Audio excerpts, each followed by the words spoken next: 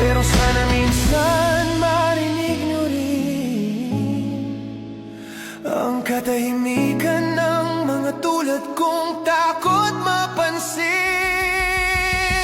Hindi mo kailangang palaging matatag, hindi mo kailangang laging magtagumpay agad.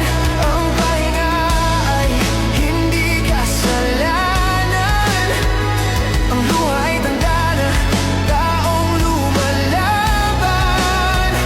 Hindi mo kailangang mauna sa dulo, basta't puso mo ay totoo. Kahit mabagal, kahit mahina, ang bawat hakbang